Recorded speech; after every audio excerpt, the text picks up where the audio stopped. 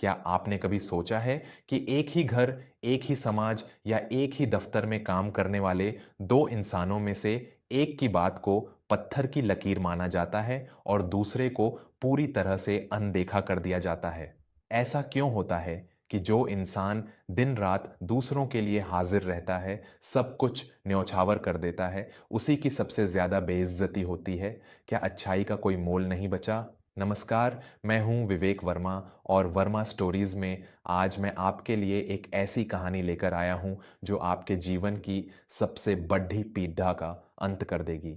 आज की कहानी कोई साधारण कथा नहीं है, बल्कि यह महान कूटनीतिज्ञ और अर्थशास्त्री आचार्य चाणक्य की वह कड्ढवी लेकिन सच्ची नीति है जो आपको यह सिखाएगी कि इस स्वार्थी दुनिया में अपना खोया हुआ मान सम्मान और अपनी कद्र कैसे वापस पाई जाती है। वीरपुर नाम का एक बहुत ही शांत और हरा भरा गांव हुआ करता था। इस गांव में अविनाश नाम का एक युवक रहता था। अविनाश स्वभाव से बहुत ही सीधा, सरल और दूसरों की मदद करने वाला इंसान था। गांव में किसी के घर शादी हो, किसी को खेत में मदद चाहिए हो या किसी को आधी रात में कोई काम पड़ीडीडीएच जाए, अविनाश हमेशा सबसे पहले खद्दिधा मिलता था। वह दूसरों का काम करने के चक्कर में अक्सर अपना खुद का काम, अपनी खेती और अपना परिवार छोड़ दियाच देता था। उसकी पत्नी नंदिनी एक बहुत ही समझदार और सुलझी हुई स्त्री थी। वह अविनाश की इस आदत से बहुत दुखी रहती थी। उसे यह देखकर तकलीफ होती थी कि गांव वाले अविनाश का केवल फायदा उठाते हैं, उसे सम्मान नहीं देते। एक दिन नंदिनी ने अविनाश को समझाते हुए कहा, अविनाश, आप पूरे गांव के काम करते हैं, खुद भूखे रहकर दूसरों का पेट भरते हैं, लेकिन क्या कोई आपकी कद्र करता है? जब हमारे घर में परेशानी होती है तो कोई पडडी ढौसी झांकने भी नहीं आता। जो इंसान हर जगह बिछा रहता है, लोग उसे पैर पोंछने का पायदान ही समझते हैं। अपना कुछ मूल्य बनाइए। अविनाश ने मुस्कुराते हुए बड़ी ही मासूमियत से जवाब दिया, नंदिनी, हम समाज में रहते हैं। अगर हम दूसरों के काम नहीं आएंगे तो ऊपर वाला क्या सोचेगा? नेकी कर और दरिया में डाल, अच्छाई का फल ईश्वर जरूर देता है। लेकिन अविनाश का यह भ्रम बहुत जल्द और बहुत ही बुरी तरह टूटने वाला था। गांव के सबसे अमीर और मगरूर व्यापारी कमलेश के घर पर उसके बेटे का विवाह था। अविनाश ने उस विवाह में एक नौकर से भी ज्यादा काम किया। 4 दिन तक वह ठीक से सोया नहीं। उसने सारी व्यवस्था संभाली। विवाह के दिन जब सारे बड़े और सम्मानित मेहमान भोजन के लिए बैठे तो थका हारा अविनाश भी उसी पंगत में एक खाली जगह देखकर बैठ गया। तभी कमलेश की नजर अविनाश पर पड़ी। कमलेश ने सबके सामने आकर बहुत ही अपमानजनक स्वर में कहा, अरे अविनाश, तू यहां इन सम्मानित और बड्ढे लोगों के बीच कैसे बैठ गया? तेरी हैसियत है यहां बैठने की? उठ यहां से, जाकर बाहर मेहमानों को पानी पिला और झूठी पत्तलें उठा, तेरी जगह वहीं है। यह सुनकर पंगत में बैठे सभी लोग जोर जोर से हंसने लगे। जिन लोगों के लिए अविनाश ने दिन रात एक किया था, उनमें से किसी ने भी उसके पक्ष में एक शब्द नहीं कहा। अविनाश को ऐसा लगा जैसे किसी ने उसके सीने में खंजर घोंप दिया हो। उसका चेहरा शर्म से लाल हो गया। वह बिना कुछ खाए चुपचाप वहां से उठकर चला गया। उस रात वह अपने घर नहीं गया। वह गांव के बाहर बहने वाली नदी के किनारे जाकर फूट फूट कर रोने लगा। उसे नंदिनी की एक एक बात याद आ रही थी। उसे समझ नहीं आ रहा था कि उसकी अच्छाई का ऐसा सिला क्यों मिला। तभी वहां से एक अत्यंत ज्ञानी और तेजवान सन्यासी आचार्य रामानंद जी गुजर रहे थे।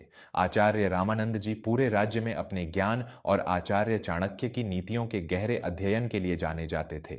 उन्होंने उस एकांत में एक युवक को रोते हुए देखा तो वे उसके पास जाकर बैठ गए। अविनाश ने उनके चरण पकड़ डीडीएच लिए और अपना सारा दुखद्दा रोते हुए सुना डाला। आचार्य जी, मैंने कभी किसी का बुरा नहीं चाहा। मैंने अपना जीवन दूसरों की सेवा में लगा दिया। फिर भी समाज में मेरी हैसियत एक आवारा कुत्ते से ज्यादा नहीं है। लोग मेरा तिरस्कार क्यों करते हैं? मेरी गलती क्या है? आचार्य रामानंद जी ने अविनाश के सिर पर हाथ फेरा और एक अत्यंत गंभीर लेकिन शांत स्वर में बोले, पुत्र, तुम्हारी सबसे बड़ी गलती यह है कि तुमने खुद को मुफ्त समझ लिया है। आचार्य चाणक्य ने अपनी नीतियों में स्पष्ट रूप से लिखा है कि जो इंसान अपनी कद्र खुद नहीं करता, यह दुनिया उसे कौडियों के भाव बेच देती है। सम्मान कभी भी भीख में या केवल अच्छे काम करने से नहीं मिलता। सम्मान कमाना पड़ता है। आचार्य चाणक्य ने मनुष्य का मूल्य और उसका सम्मान बढ़ाने के 15 अचूक तरीके बताए हैं। यदि तुम आज से ही इन 15 बातों को अपने जीवन में उतार लो, तो वही लोग जो आज तुम पर हंसे हैं, कल तुम्हारे सामने सिर झुकाकर खड़े होंगे। अविनाश ने अपने आंसू पोंछे और हाथ जोड़कर कहा, हे गुरुदेव, कृपया मुझे वे 15 तरीके बताइए। मैं आज से ही अपना जीवन बदल डालूंगा। आचार्य रामानंद जी ने अपनी आंखें बंद की और चाणक्य नीति का वह परम ज्ञान अविनाश को देना शुरू किया। पहली बात, अपनी उपलब्धता कम करो। पुत्र, दुनिया का नियम है कि जो चीज बहुत ज्यादा और आसानी से उपलब्ध होती है, उसकी कोई कीमत नहीं होती। हवा मुफ्त है, इसलिए कोई उसकी कद्र नहीं करता, लेकिन सोने के लिए लोग जान दे देते हैं। हर किसी के लिए हर समय हाजिर रहना बंद करो।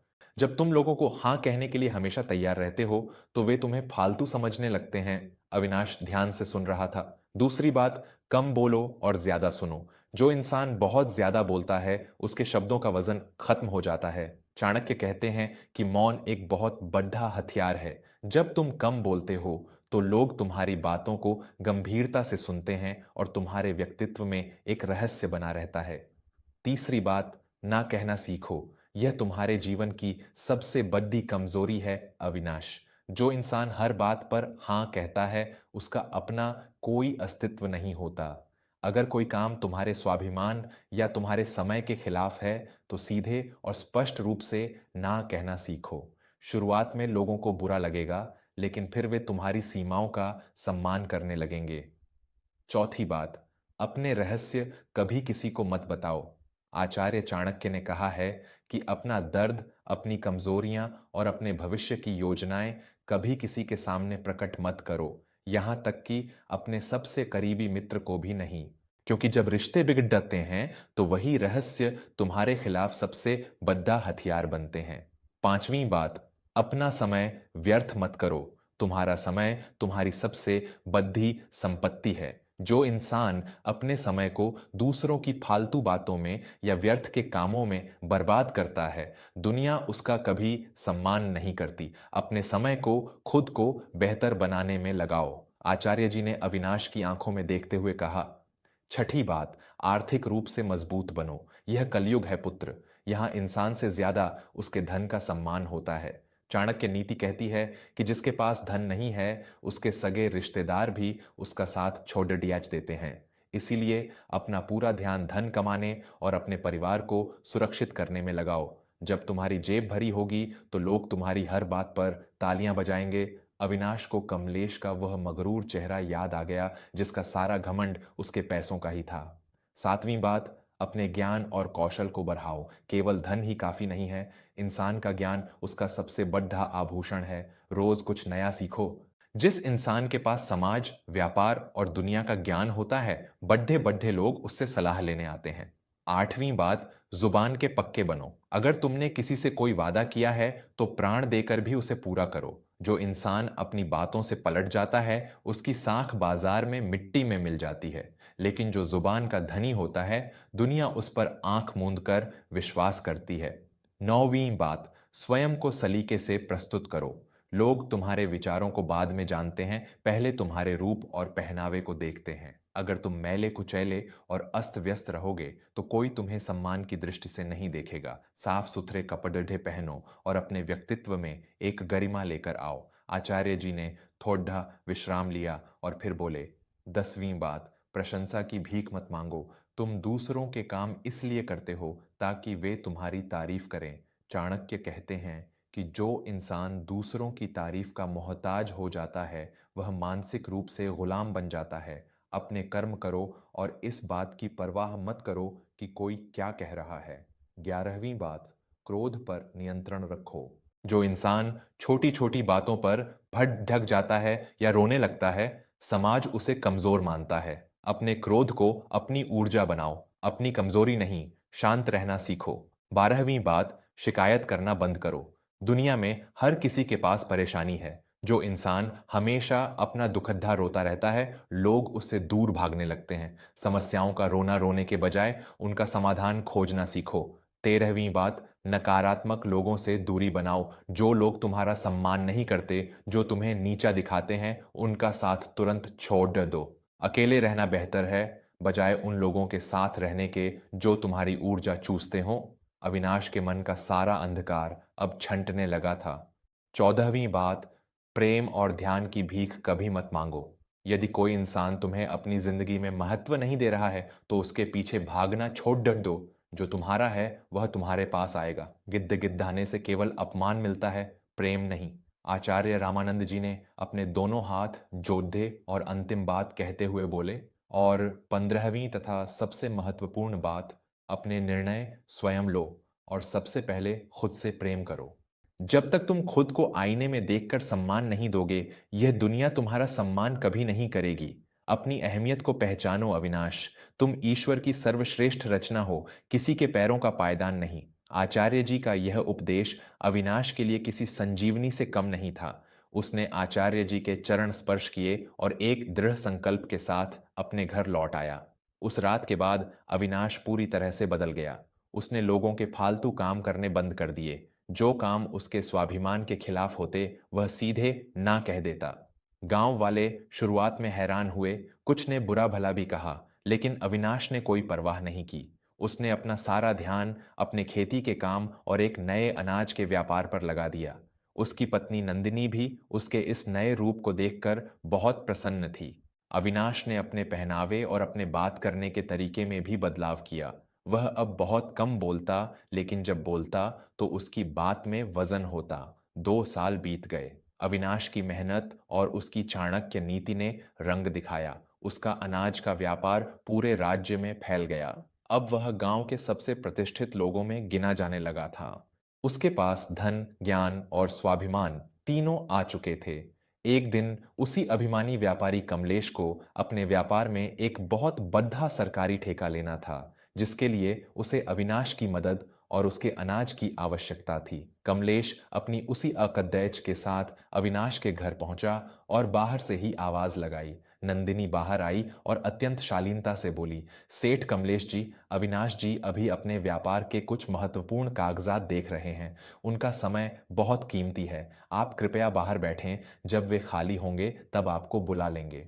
कमलेश को अपनी ही बेइज्जती याद आ गई जो उसने 2 साल पहले अविनाश की थी। उसे आज अविनाश के घर के बाहर 1 घंटे तक इंतजार करना पड़ा था। जब वह अंदर गया तो अविनाश एक कुर्सी पर गरिमा के साथ बैठा था। कमलेश ने हाथ जोड़ते हुए कहा, अविनाश भाई, मुझे आपके सहयोग की बहुत आवश्यकता है। मेरा व्यापार आपके बिना डूब जाएगा। अविनाश ने कमलेश की आंखों में सीधा देखा और बहुत ही शांत और नपे तुले शब्दों में कहा, कमलेश जी, व्यापार नियमों और सम्मान से चलता है। मेरा अनाज आपको मिल जाएगा, लेकिन उसकी कीमत बाजार भाव से तय होगी। और हाँ, यहाँ बैठने के लिए कुर्सियां सबके लिए हैं, चाहे वह कोई सेठ हो या मजदूर। कमलेश का सिर शर्म से झुक गया। वह समझ गया था कि अविनाश अब वह इंसान नहीं रहा जिसे कोई भी बेइज्जत करके बाहर निकाल दे। आज अविनाश ने बिना चीखे, बिना क्रोध किए अपना सबसे बड़ा सम्मान वापस ले लिया था। तो दोस्तों, यह थी अविनाश के बदलाव की कहानी। हम अक्सर अपनी कद्र करवाने के लिए दूसरों के आगे गिद्ध गिद्धाते हैं, ये भूल जाते हैं कि मान सम्मान की चाबी हमारे ही पास है। आचार्य चाणक्य की ये 15 बातें केवल सुनने के लिए नहीं हैं। अगर आप अपने दफ्तर में, अपने घर में या अपने रिश्तेदारों के बीच खुद को उपेक्षित महसूस करते हैं, तो आज ही से अपनी उपलब्धता कम कर दीजिए। हर किसी के लिए हमेशा हाजिर मत रहिए।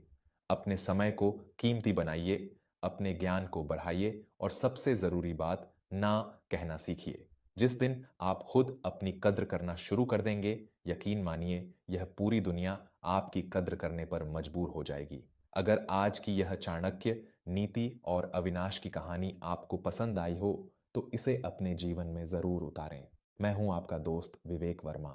वर्मा स्टोरीज के साथ ऐसे ही जुड़े रहें और अपने जीवन को बेहतर बनाते रहें। मिलूंगा आपसे अगली कहानी में। तब तक के लिए अपना ख्याल रखें और हमेशा अपने स्वाभिमान की रक्षा करें। नमस्कार।